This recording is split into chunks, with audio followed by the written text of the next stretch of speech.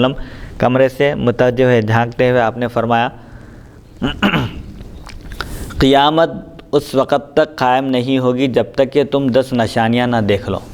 جب تک 10 نشانیاں ظاہر نہ ہو جائیں اس وقت تک قیامت نہیں آئے گی. سب سے پہلی نشانی طلوع الشمس من مغربہا، ان نشانیوں میں سے ایک نشانی سورج کا مغرب سے طلوع ہونا ہے. روزانہ سورج مشرق سے طلوع ہوتا ہے، لیکن قیامت جب آئے گی تو اس وقت سورج مغرب سے طلوع ہوگا، یعنی مغرب سے نکلے گا. مغرب سے نکلے گا. اور یاجوج اور ماجوج یہ ایک مخلوق ہے، یہ ہر چیز کھا جائے گی، کوئی چیز باقی نہیں رکھے گی.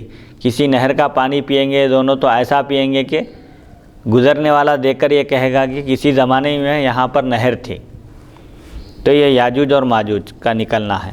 اور دابۃ الارض کا نکلنا ہے، ایک جانور نکلے گا جو مومن کے ایمان کی گواہی دے گا اور کافر کے کفر اور منافق کے نفاق کی گواہی دے گا. یعنی وہ اسٹامپ لگا دے گا، جو مومن ہے اس کے پیشانی پر مومن ہونے کا اور جو کافر ہے اس کے پیشانی پر کافر ہونے کا اسٹامپ لگائے گا. یا دابۃ الارض. 3 خسف ہوں گے، یعنی 3 مرتبہ زمین میں دھسا دیا جانا ہوگا. ایک خسف مشرق میں ہوگا اور ایک مغرب میں ہوگا اور ایک جزیرہ عرب میں. اور ایک آگ نکلے گی جو عدن کے گڑھے سے نکل کر لوگوں کو ہانکے گی، یا فرمایا جمع کرے گی.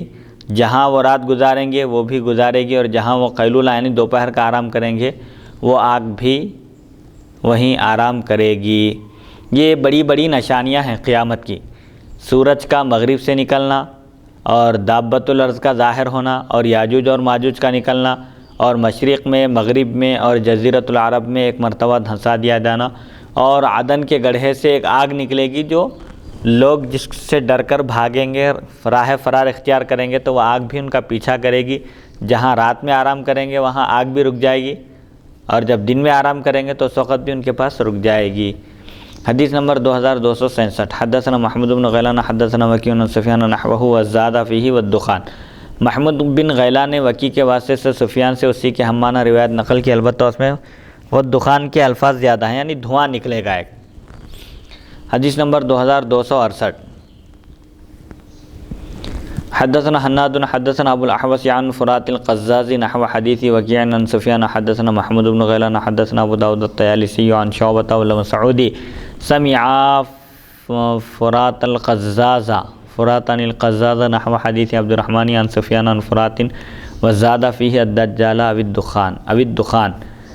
حناد نے بواسطہ ابو الاحوص فرات قزاز سے وکیع کی روایت کے ہم معنی نقل کی. محمود بن غیلان نے بواسطہ ابو داؤد طیالسی شعبہ اور مسعودی سے روایت کیا کہ ان دونوں نے فرات قزاز سے عبد الرحمن کی روایت کے ہم معنی حدیث سنی، اور اس میں الدجال او الدخان، دجال یا دھواں کے الفاظ زیادہ ہیں.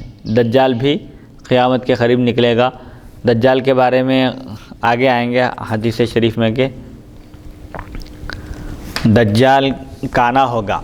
حضور اکرم صلی اللہ علیہ وسلم نے ارشاد فرمایا کہ حضرت نوح علیہ السلام سے لے کر حضرت عیسیٰ علیہ السلام تک جتنے انبیاء تشریف لائے سب نے اپنی امت کو دجال کے فتنے سے ڈرایا ہے. البتہ میں ایک ایسی بات اس کے متعلق بیان کروں گا جو آج تک کسی نے بیان نہیں کی. وہ یہ ہے کہ دجال کانا ہوگا، ایک آنکھ والا ہوگا. حدیث نمبر 2269. حدثنا ابو موسیٰ محمد بن المثنى حدثنا ابو النعمان الحکم بن عبد اللہ العجلی عن شعبۃ عن فرات نحو حدیث ابی داود عن شعبۃ وزاد فیہ والعاشرۃ اما ریح تطرحهم في البحر واما ريح تطرحهم في البحر واما نزول عیسی ابن مریم وفي الباب عن علی وابی ہریرہ وام سلمۃ وصفیہ. هذا حدیث حسن صحیح. شعبہ نے فرات سے ابو داؤد کی روایت کے ہم معنی حدیث نقل کی، اور اس میں الفاظ زائد ہیں. اور 10ویں نشانی یا تو ہوا ہے جو ان کو سمندر میں پھینک دے گی، یا حضرت عیسیٰ بن مریم کا نزول ہے. اس باب میں حضرت علی، ابو ہریرہ، ام سلمہ اور صفیہ رضی اللہ عنہم سے بھی روایت مذکور ہیں. یہ حدیث حسن صحیح ہے. حدیث نمبر 2270. حدثنا محمد بن غیلان حدثنا ابو نعیم حدثنا سفیان عن سلمۃ بن کہیل عن ابی ادریس المرہبی عن مسلم بن صفوان عن صفیہ قالت قال رسول اللہ صلی اللہ علیہ وسلم لا ينتهي الناس عن غزو هذا البيت حتى يغزو جيش حتى اذا كانوا بالبيداء او ببيداء من الارض خسف بأولهم وآخرهم ولم ينجو أوسطهم. قلت يا رسول الله فمن كره منهم؟ قال یبعثہم اللہ علی ما فی انفسہم ھذا حدیث حسن صحیح۔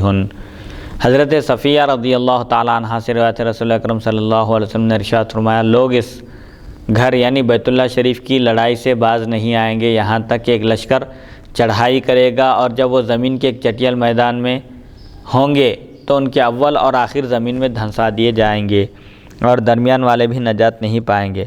حضرت صفیہ رضی اللہ تعالیٰ عنہ فرماتی ہیں، میں نے عرض کیا یا رسول اللہ صلی اللہ علیہ وسلم، جو لوگ اس لشکر میں بادل ناخواستہ آئے ہوں، زبردستی جن کو لایا گیا ہو، تو ان کا کیا ہوگا، ان کا کیا حل ہو گیا؟ تو آپ صلی اللہ علیہ وسلم نے ارشاد فرمایا، اللہ تعالیٰ ان کو ان کی نیتوں کے مطابق اٹھائے گا۔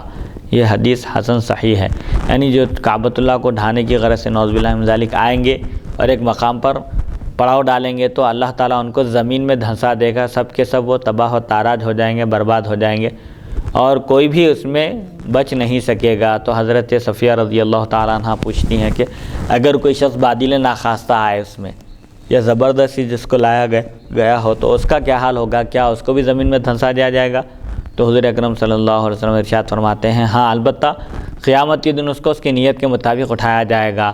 اگر اس کی نیت ڈھانے کی نہیں تھی، دشمنوں کا ساتھ دینے کی نہیں تھی، تو اس کو ان سے الگ کر دیا جائے گا۔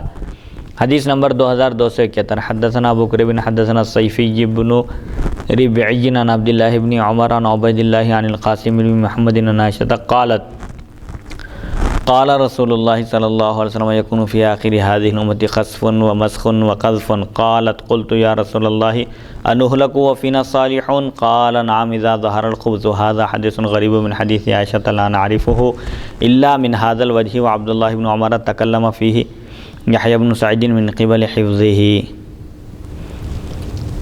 ام المؤمنین حضرت عائشہ صدیقہ رضی اللہ تعالیٰ عنہ سے روایت ہے، رسول اکرم صلی اللہ علیہ وسلم نے ارشاد فرمایا، اس امت کے آخر میں زمین میں دھنسا دیا جانا اور چہروں کو مسخ کر دیا جانا اور قذف ہوگا، یعنی زمین میں دھنسا دینا، چہروں کا بدل دینا اور پتھروں کی بارش ہوگی۔ اس امت کے آخر میں ایک مرحلہ ایسا آئے گا کہ زمین میں دھنسا دیا جائے گا اور بعض کے چہرے بدل دیے جائیں گے اور بعض پر پتھروں کی بارش ہوگی۔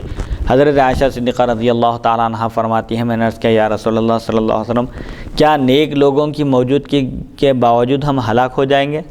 نیک لوگوں کے ہوتے ہوئے بھی ہم کو ہلاک کر دیا جائے گا، ختم کر دیا جائے گا؟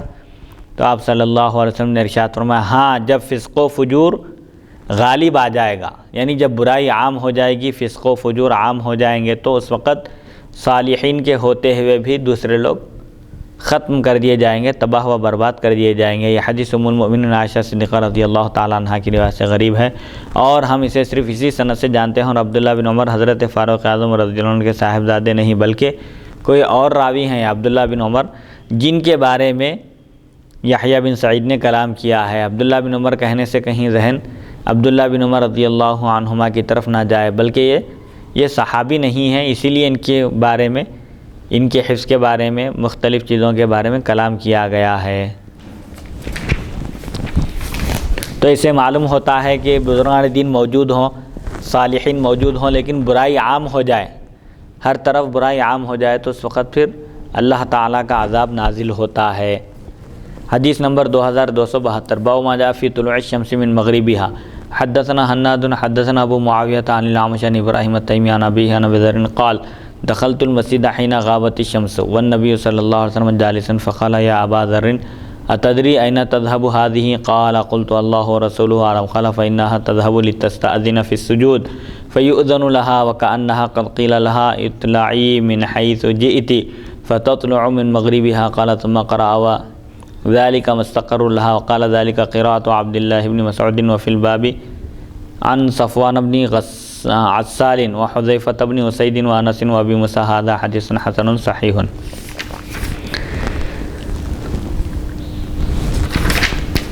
سورج کا مغرب سے نکلنا۔ حضرت ابو ذر غفاری رضی اللہ تعالیٰ عنہ فرماتے ہیں، میں غروب آفتاب کے وقت مسجد میں داخل ہوا، سورج کے ڈوبنے کے وقت مسجد میں داخل ہوا، نبی پاک صلی اللہ علیہ وسلم تشریف فرماتے، آپ نے فرمایا، اے ابو ذر، کیا تم جانتے ہو کہ یہ سورج کہاں جاتا ہے؟ جب سورج ڈوبتا ہے مغرب میں، غروب ہوتا ہے، تو کہاں جاتا ہے، تم جانتے ہو؟ فرماتے ہیں، میں نے عرض کیا، اللہ اور اس کا رسول بہتر جانتے ہیں۔ یہ صحابہ کا ادب تھا، انہوں نے ادب کی تعلیم دی کہ اگر کسی چیز کا علم نہ ہو تو صحابہ نے کبھی اللہ اعلم نہیں کہا، بلکہ اللہ و رسولہ اعلم، اللہ اور اس کے رسول خوب جانتے ہیں، بہتر جانتے ہیں۔ تو آپ صلی اللہ علیہ وسلم نے ارشاد فرمایا یہ اپنے رب سے سجدے کی اجازت لینے جاتا ہے، پس اسے اجازت دے دی جاتی ہے، گویا کہ ایک وقت اسے کہا جائے گا، البتہ ایک وقت ایسا آئے گا کہ سورج سے کہا جائے گا جہاں سے تم طلوع ہو کر تم وہیں سے طلوع ہو جہاں سے آئے ہو، بس یہ مغرب سے طلوع ہوگا۔ قیامت جب قائم ہوگی تو سورج پھر دوبارہ مشرق سے نکلنے کی اللہ تعالیٰ سے اجازت طلب کرے گا، سجدہ کرے گا، تو اس کو اجازت نہیں ملے گی مشرق سے طلوع ہونے کی، بلکہ اس سے کہا جائے گا کہ تم جہاں سے آئے ہو پھر وہیں سے نکلو، یعنی مغرب سے طلوع ہوگا۔ اور یہ قیامت کی ایک ایسی نشانی ہے جس کے بعد کوئی اگر توبہ بھی کرے تو اس کی توبہ قبول نہیں ہوگی۔ سورج جس دن مغرب سے نکلے گا اس دن توبہ بھی قبول نہیں ہوگی۔ پھر آپ نے یہ آیت پڑھی وَذَلِكَ مُسْتَقَرُّ لَهَا، یہ اس کا ٹھکانہ ہے۔ راوی کہتے ہیں حضرت عبداللہ بن مسعود رضی اللہ عنہ کی قراءت ہے۔ امام صفوان بن عسال، حذیفہ بن اسید، انس اور ابو موسیٰ رضی اللہ عنہم سے بھی روایت منقول ہیں۔ یہ حدیث حسن صحیح ہے۔ حدیث نمبر 2273، باب ما جاء فی خروج یأجوج و مأجوج۔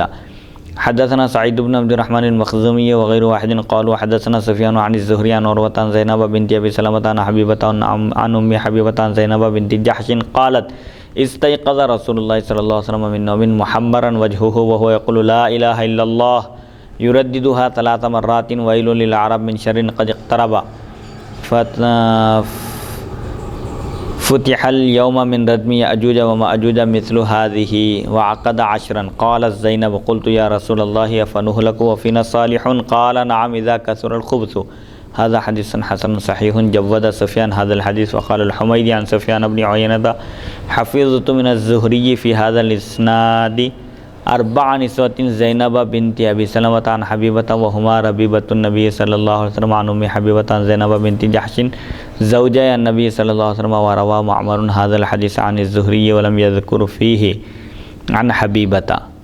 یہ بیان اس حکم کا جو یاجوج اور ماجوج کے نکلنے کے بارے میں آیا ہے۔ حضرت زینب بنت جحش رضی اللہ عنہا سے روایت ہے ایک مرتبہ حضرت صلی اللہ علیہ وسلم نیند سے بیدار ہوئے، آپ کا چہرہ انور سرخ تھا، اس حال میں کہ آپ کا چہرہ انور سرخ تھا، آپ نے 3 مرتبہ